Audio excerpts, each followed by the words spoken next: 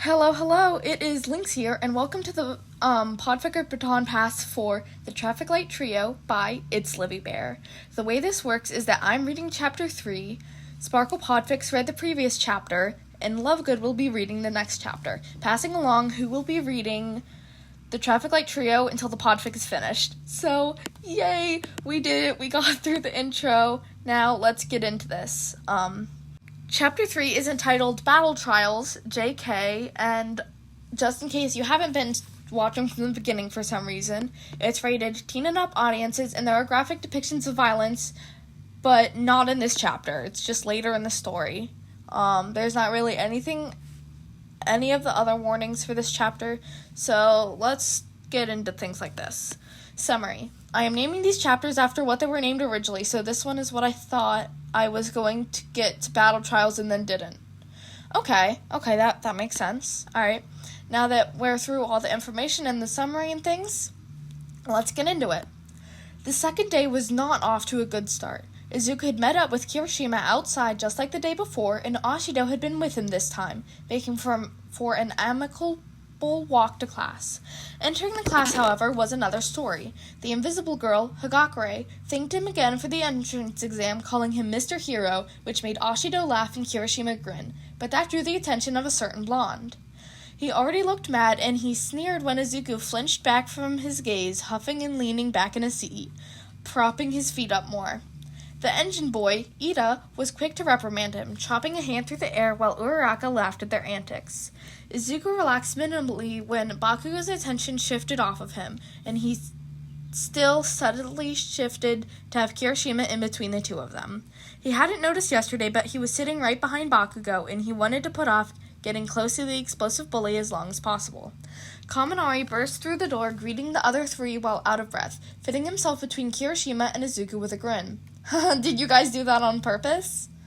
They looked between each other before Kirishima scratched his head. Do what on purpose, Mina? She cocked her head, not sure if they were being serious, before she burst out laughing, clutching her sides. Oh wow, you didn't. That's hilarious. You guys, jeez. No way am I telling you now. She took out her phone and snapped a picture of the bewildered boys before she rotated her phone and bounded over to Hagakure.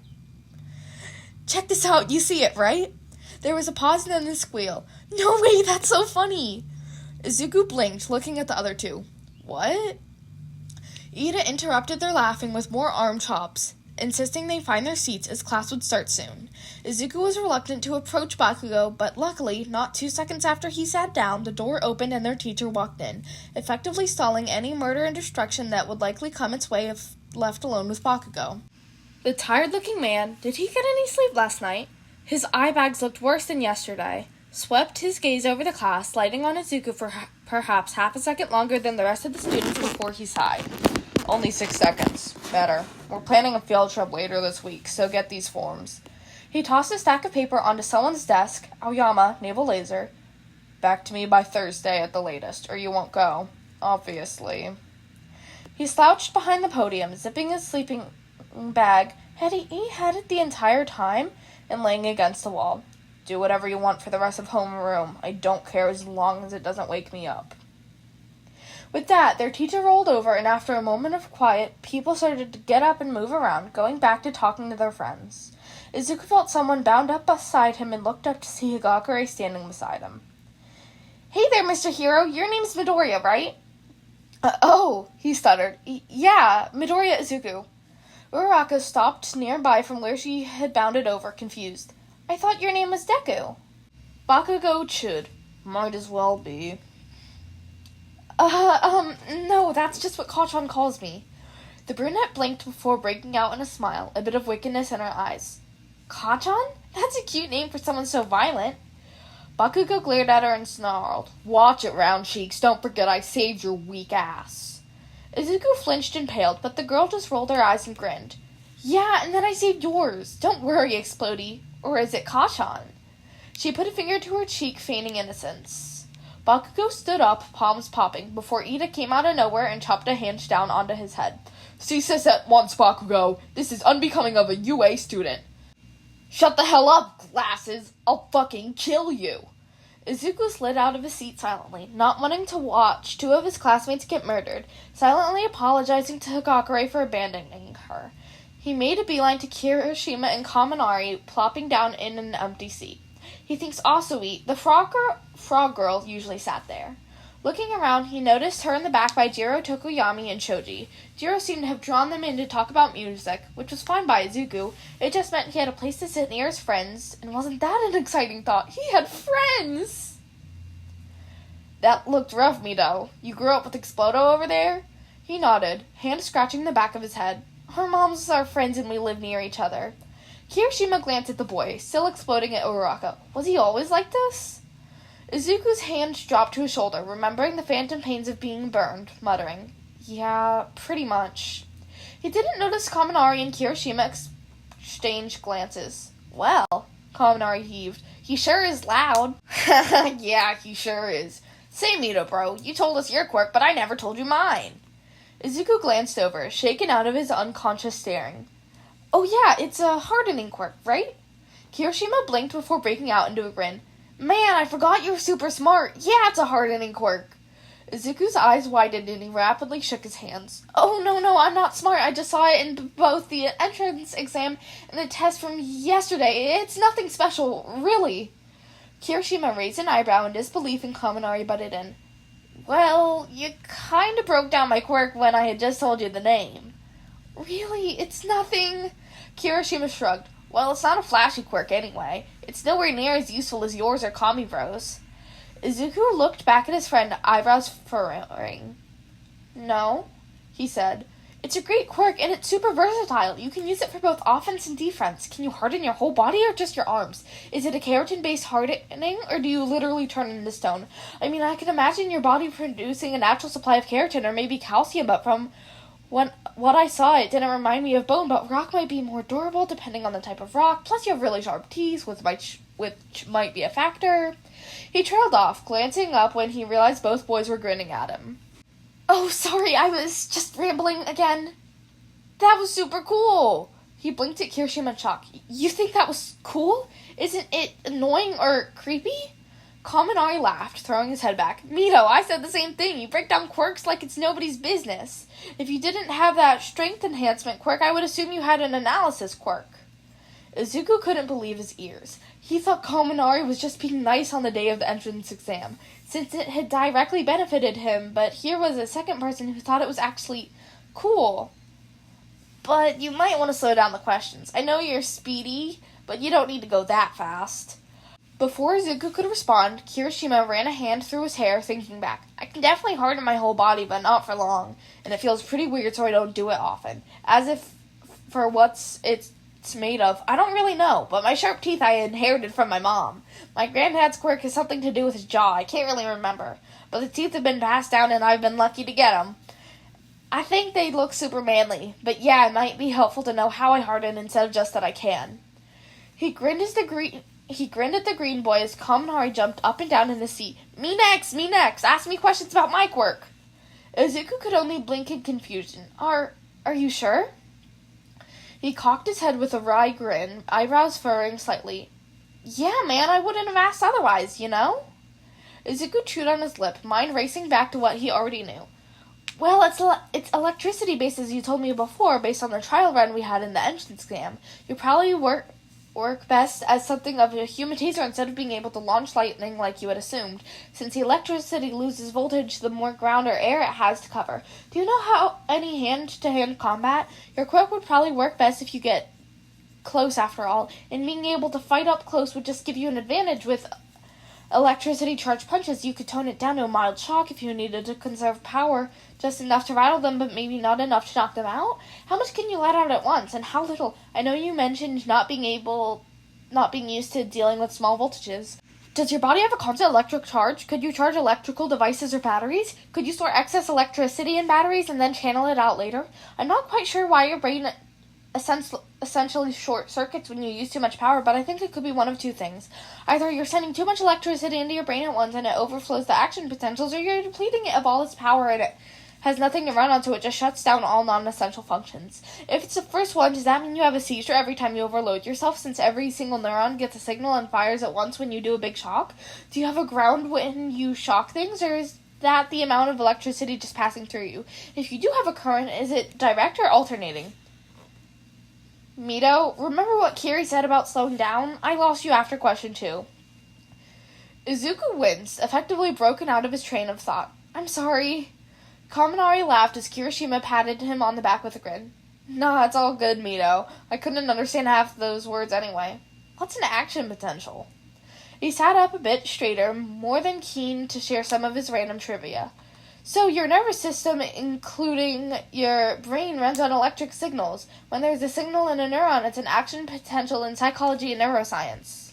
The blonde scratched his chin. Well, I remember some of your questions, so I guess I will answer what I can do to get a Dr. Mito diagnosis. He winked at the boy in question. And so it can be even better. After the entrance exam, I worked a bit more on getting out small doses of electricity, and now I can do 100 minimum if I focus really hard.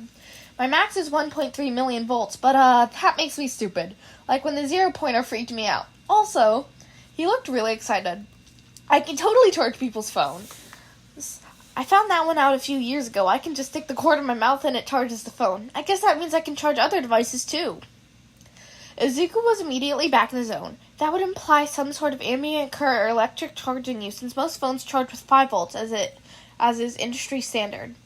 Kaminari grinned again. Yeah, that makes sense, but I don't know if I'm grounded or what really happens in my brain. I guess just like Kiri, we should probably run some tests later. Kirishima pumped his fist in the air. Hell yeah, if it helps with my quirk, I'm totally down. I'm usually free after school if you guys are. Yeah, we will figure this out. Kaminari turned to face Izuku. What about your own? You kind of just got it after all.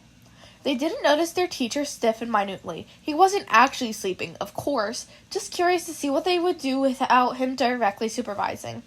He'd have to talk to this rambunctious before too long, but he was curious to see how they would take their classmates' analysis. He could already feel a headache coming on with the thought of those 3. They were going to be the death of him one day. He just wasn't sure how yet. Probably something to do with the boy who had only recently gotten a quirk. Nezu told him nothing, merely confirming that, yes, the child had recently come into his quirk. He had heard of late bloomers, but this was ridiculous, and why had no one told him? I'm sure I'll figure it out. I don't have any ideas right now, but maybe after helping you guys I might figure something out. Kaminari shot him a thumbs up. If I can inspire you again, I'll do whatever I can. Yeah, man. Kirishima piped up. I'll help in any way I can. Izuku smiled. This was the nicest anyone had ever been to him, and they knew he had been quirkless and didn't seem to mind, and he was so glad he had found friends already. Even with Bakugo in the class, this was already becoming manageable. He glanced over at the blonde in question before his eyes flicked up to the clock on the wall, and he blanched. It was almost time for the first class. It seemed Ida, a stickler for rules, had noticed as well, quickly informing the class to find their seats before their teacher came in. Izuku leapt up, waving at his friends. The class sat for a moment, but when a loud voice rang out, I am here! The door burst open, revealing none other than All Might. Coming through the door like a normal person! There was nothing normal about that entrance, Izuku thought with a grin, but he cheered along with the rest of the class, excited to see his idol, mentor, and predecessor stand in front of them with a beaming smile. He barely noticed as Aizawa slipped out the door with a mutter of, I need caffeine, leaving them alone with the number 1 hero. What are we doing today, Sensei? He grinned and flashed a card at them that read, Battle! Welcome to Foundational Hero Studies, young ones. We will be having a battle simulation down in Ground Beta, and as such, he pressed the button on the side of the wall with a flourish, and the wall popped out. You will be using your hero costumes. I will wait for you outside so that I may escort you to the training grounds when we're all ready. Have at it. Students immediately began to clamor for the briefcases lining the wall, each labeled with their seat number, before they dashed to the locker rooms to change. Izuku was really happy with his costume, even if it was just a modified jumpsuit his mom had made him. She'd been so proud of it that he couldn't turn her down, but he had managed to get a utility belt and some heavy-duty gloves and boots, red, white, and red respectively, as well as a face mask added. He opted not to put the hood up, leaving it both and the mouthguard loose as he stepped out to be with the rest of the class who had already changed. Once everyone was changed, All Might turned to the class with a grin and said how they were all hero hopefuls and something about the costume making the hero before leading them off to ground beta. They were in the observation room with multiple screens showing the cameras facing a particular 5-story building, both the outside and inside. After they had all gathered, All Might turned back to face them. Like I said, a battle trial. People will be randomly split up into teams of 2 and will face off heroes versus villains. You might think that all fights happen outside, but that is not the case. A smart villain will keep inside buildings to better use the small space to their advantage, since heroes are concerned with civilian lives and property damage. Villains will have to protect a bomb and not get captured. They will have 5 minutes of preparation time before the heroes are released into the building, and then there will be 10 minutes for the heroes to secure the bomb or stop the villains. Are there any questions? Sensei! Ida yelled, a hand in the air, posture rigid in his armor costume. Is random assignment really the best way to split up the teams? Well, in real life, heroes won't always get to pick who they work with. Izuku trailed off as the whole class turned to look at him, curling in on himself. Correct, young Midoriya. It is the best to be able to work with whoever is available, and pros won't always get to pick who that is. I see. He bowed stiffly at the waist. Forgive me for doubting. All is well, young Ida. Now then, the teams. Izuku breathed a sigh of relief when he heard Ashido was going to be his partner. Even if he didn't notice when she bounded over to where he was, Kirishima and Kaminari, also partners by some miracle of fate, already there. Jeez, Mina, Kaminari groaned. You're so lucky you got Dr. Mito. Kirishima rolled his eyes. What am I, dog food? Ashido cocked her head and looked at the green boy. Dr. Mito? Kaminari lit up. Watch this. Mito, what do you know about Mina's quirk? He was startled out of his plan forming before blinking at the blonde. Oh, well, I'm assuming it's an emitter quirk. She can produce acid from what looks like anywhere on her body, but the most common places are her hands and feet. It seems like she can change both the acidity and viscosity of the acid, since when she used it in the quirk test yesterday, it didn't really melt the ground that much when she used it to slide, but I can imagine a higher acidity would have eaten through the robots in the entrance exam no problem. I don't know if it's the reason her skin is pink, but the acid doesn't seem to affect her, or if it does, it does so at a much slower rate. Perhaps her body is naturally resistant to it, or she has extra alkali in her skin to combat the acid. Holy shit. He whirled around to find the girl in question already there. He hadn't noticed her arrive, just lost in planning limbo, and he blushed, waving his hands hurriedly. I'm so sorry, She burst out laughing. Mito, that was cool. You must be hella smart. You saw my quirk for 30 minutes? That's crazy. Kaminari crossed his arms, looking pleased with himself. What did I tell you, Dr. Mito? With him on your side, you can't lose. He totally has a plan for everything. Ashido, Mina. He blinked at the girl who was still grinning. What? She put a hand to his shoulder solemnly, but her eyes betrayed her mirth. Call me Mina. I mean, you've already broken down my quirk, so you feel pretty familiar already. At his mortified expression, she laughed again, hand turning into a fist to lightly punch him. I'm kidding, Mito. You're Kiri's friend, so that makes you my friend. And I meant it when I said you're really cool. Are you sure you don't have an analysis quirk instead of a strength enhancement quirk? He sighed. That's what Kami said. He paused, going eyes wide when he realized his slip before they shot up to the blonde in question. Kaminari just shot him a thumbs up and grinned. Hell yeah, I did, Mito. I don't know if anyone knows as much about quirks or can break them down like you do. It's just a hobby, really. Kirishima scoffed. A hobby? Dude, some people make careers out of that hobby. Izuku shuffled in place. I'm nowhere near good enough for that. The three of them looked at each other in confusion and concern, but then All Might was announcing the first battle trial. Mineta and Hagakure as the villains, and Midoriya and Ashido as heroes. Oh boy, they were first. Okay, so there's just a couple notes on this chapter, but as you can tell, I have lots of thoughts about quirks, because Horikoshi, or we the hell his name just goes, yep, it's this, and then doesn't elaborate, and as a scientist, that's frustrating as hell. But anyway, I love these guys so much, Lamau. Put the whole class through a randomizer for the teams, and this is what we got. You'll see everyone next time. Alright, so that was chapter 3 and the notes. I hope you enjoyed. It was so fun, and I guess me podficking chapters of this is really nice because I just finished reading it today, and oh, I was so sad when it ended. I was like, no! It was really funny because I was just with my friend in ELA, and I was like, friend, my thing just ended. It ended. And she was laughing at me. She really was. But anyways, I hope you enjoyed, and just as a reminder, Sparkle Podfics read the last chapter, and Love Good will be reading the next one. Remember to eat, sleep, drink your water, and take your meds. And when you sleep, go to bed at a reasonable time. You guys cannot clown on me because just as I finish recording, it is about 7 p.m. Yep. But I started recording at 6 p.m., guys. Why is it 7 p.m.? This audio is only like 20 minutes. What happened? Sobbing. Anyways, remember kids, be do, and crime gay.